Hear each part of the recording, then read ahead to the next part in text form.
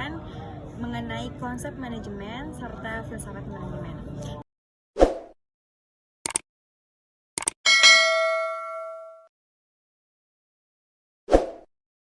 Sebelum kita lebih lanjut, kita harus tahu dulu apa itu manajemen. Manajemen berasal dari kata to manage, yang berarti suatu kegiatan yang mengatur, mengelola, atau mengurus, yang dilakukan untuk mencapai suatu tujuan yang telah ditetapkan, atau biasa disebut dengan manajer. Manajemen adalah cara seseorang manajer dalam mengarahkan, membina, dan memimpin perusahaan tersebut yang sedang dijalankan untuk mendapat tujuan yang telah ditetapkan. Beberapa konsep manajemen. Yang pertama, manajemen produksi. Secara garis besar, manajemen produksi merupakan sebuah perencanaan dan pengelolaan segala hal yang dimiliki kaitannya dalam proses pengadaan barang maupun jasa, semacam bahan baku, tempat produksi, mutu bahan, sampai produk final yang dihasilkan menjadi penentu sebuah produksi bisa dikatakan berhasil. Guna meningkatkan kualitas tersebut, maka seorang manajer harus mampu mengelola semua produksi tersebut. Yang kedua, manajemen sumber daya manusia atau biasa disebut dengan SDM. Manajemen sumber daya manusia yang bertujuan untuk menciptakan relasi yang positif di antara SDM agar proses menjalankan rencana manajemen bisa berjalan dengan lancar untuk meningkatkan mutu suatu perusahaan. Yang ketiga, manajemen pemasaran. Manajemen pemasaran ini adalah manajer yang mampu berpikir kreatif, dinamis untuk memasarkan suatu produk yang ia miliki. Nah, manajemen keuangan. Manajemen keuangan adalah seseorang manajer yang mengatur dan mengelola keuangan dalam perusahaan tersebut. Yang kelima, manajemen informasi. Manajemen informasi seperti dokumen, teknologi, sumber daya manusia, prosedur akuntansi, biaya produksi, serta teknik bisnis harus menguasai semua data. Jadi, seorang manajer informasi harus tahu semua informasi di dalam perusahaan mengenai semua hal. Yang selanjutnya, manajemen strategi. Manajemen strategi sama dengan manajemen informasi, yang dimana semua informasi harus diketahui oleh manajemen strategi. Tapi di sini manajemen strategi harus tahu strategi apa yang harus dia lakukan ketika mendapati kesulitan di dalam suatu perusahaan tersebut. Yang ketujuh ada manajemen pendidikan. Nah, manajemen pendidikan ini adalah manajemen yang lebih berfokus pada peningkat mutu sumber daya manusia lewat pendidikan, lewat sekolah, perkuliahan, atau pendidikan secara umum yang lain. Yang terakhir ada manajemen operasi. Manajemen operasi adalah manajemen hanya berpusat pada proses produksi. Pada intinya, manajemen adalah seorang pemimpin yang harus bertanggung jawab di dalam suatu perusahaan dan organisasi yang telah ia ikuti. Secara keilmuan, manajemen diartikan sebagai proses yang mengatur pemanfaatan sumber daya manusia secara efektif dan efisien sesuai dengan ilmu pengetahuan dan seni untuk mencapai suatu tujuan tersebut. Nah, selanjutnya ada beberapa sarana-sarana dalam konsep manajemen, yaitu adalah 6M. Yang pertama apa saja? Man adalah manusia. Yang kedua adalah money adalah uang. Yang ketiga adalah material atau bahan. Yang keempat adalah matching atau mesin. Yang selanjutnya ada metode, dan yang terakhir ada market, yaitu pasar. Nah, man atau manusia merupakan faktor paling menentukan dalam manajemen wirausaha. Tidak ada bisnis yang berjalan tanpanya manusia. Nah, makanya man adalah di urutan paling pertama. Manusialah yang menentukan target dan manusia juga yang berusaha mencapai target tersebut. Tanpa manusia, tidak ada proses kerja karena pada dasarnya manusia adalah makhluk yang bekerja. Oleh karena itu, manajemen muncul karena orang-orang yang bekerja sama di dalamnya untuk mencapai target. Contohnya, dalam hal ini, manusia yang dimaksud adalah diri kita sendiri. Sebagai pemilik usaha, ketika usaha kita berkembang, mau tak mau kita harus rekrut tim untuk membantu. Yang kedua adalah money atau uang. Uang di sini disebutnya adalah modal.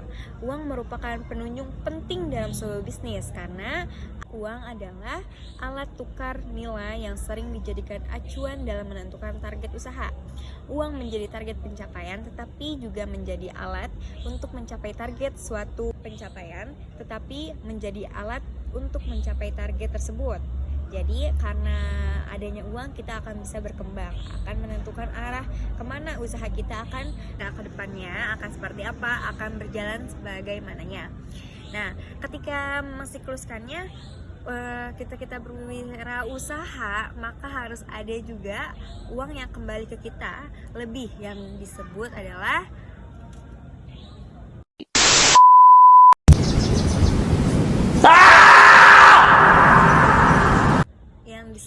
keuntungan. Makanya uang sangat berpengaruh dalam suatu bisnis. Selanjutnya adalah material atau bahan. Bahan terdiri dari dua. Yang pertama bahan mentah dan yang kedua bahan setengah jadi. Apa sih dalam wirausaha itu bahan setengah jadi dan bahan mentah? Nah, kita harus tahu barang setengah jadi dan barang mentah. Barang mentah adalah barang yang dihasilkan langsung oleh alam dan belum dikelola sama sekali oleh manusia. Sedangkan bahan setengah jadi adalah bahan baku yang sudah mulai diproses pengolahannya beberapa kali tapi masih belum menjadi hasil yang maksimal. Itu yang disebut dengan bahan setengah jadi. Nah, yang selanjutnya ada mesin atau mesin. Mesin juga sangat dibutuhkan dalam suatu kegiatan wirausaha untuk mengolah bahan-bahan yang kita butuhkan untuk menjadi barang yang maksimal. Selain mesin sangat penting dalam wirausaha, mesin juga sangat membantu dalam wirausahaan kita. Mengapa? Karena dengan adanya kemajuan teknologi, manusia tidak lagi sebagai asisten mesin seperti sebelumnya. Revolusi industri yang telah terjadi, kini mesin telah mengubah posisinya menjadi penolong manusia. Atau metode merupakan prosedur kerja yang akan membuat pekerjaan berjalan dengan lancar. Menentukan metode dilakukan berdasarkan kebutuhan bisnis yang sedang kita lakukan. Dalam menentukan metode perlu untuk mempertimbangkan sejumlah hal, mulai dari sarana, fasilitas, penggunaan waktu, biaya yang akan kita keluarkan. Dan harus perlu diingat, sebagus apapun metode yang kita miliki, jika manusia yang melakukan tidak kompeten atau metode itu, jika manusia yang melakukannya tidak kompeten, maka metode tersebut akan sia-sia. Kembali lagi ke faktor manusianya, bahwa manusia yang memiliki keahlian sesuai dengan bidang usahanya. Selanjutnya ada market atau pasar. Pasar merupakan tempat sebuah usaha menyebarluaskan informasi mengenai produk apa yang kita punya. Jadi di dalam pasar tersebut ini kita akan mempromosikan barang apa yang kita jual, dan di dalam pasar ini kita akan mempromosikan barang-barang apa yang kita jual agar orang-orang tahu apa yang kita produksi gitu. Untuk mengenalkan produk kita kepada orang-orang itu dengan marketing yang baik. Dengan melakukan pemasaran, produk kamu akan diketahui oleh banyak orang. Maka pasar menerima produkmu, lalu terjadi transaksi. Agar kamu dapat menguasai pasar, maka pasar dan harga barang harus sesuai dengan selera konsumen serta daya beli mereka. Selanjutnya ada beberapa fungsi dalam melakukan kewirausahaan atau manajemen yang akan kita lakukan. Yang pertama ada planning. Planning adalah perencanaan yang akan kita berikan kepada tujuan organisasi dan membuat tindakan untuk mencapai tahapan perencanaan. Yang pertama ada planning atau perencanaan. Manajer akan menentukan tujuan organisasi dan membuat tindakan untuk mencapai selama tahap perencanaan. Ketika membuat sebuah perencanaan usaha, seseorang manajer perlu melakukan analisasi secara mendalam untuk mengetahui keadaan bisnis. Nah, manajer juga perlu mempertimbangkan nih suatu visi dan misi serta mengevaluasi sumber daya apa saja yang tersedia untuk mencapai tujuan yang kita buat, kan? Dan yang selanjutnya ada filsafat manajemen merupakan pengetahuan tentang hakikat manajemen serta prinsip-prinsip yang diterapkan dalam proses administrasi dengan proses pemikiran yang mendalam, sistematis, radikal, rasional terhadap sumber pengetahuan yang ada dalam manajemen.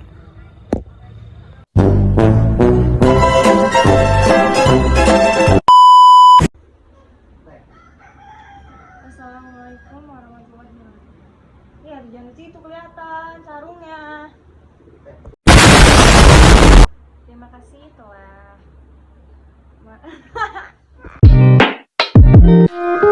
yang mengatur, mengelola yang dilakukan yang sedang dijalankan. Kenapa ada orang? Pertama ada manajer sih.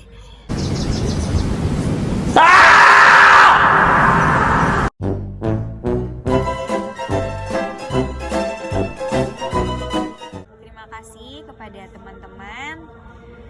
Cukup sekian dari saya, Charlie Herianti. Bila ada kata-kata yang kurang baik, mohon dimaafkan.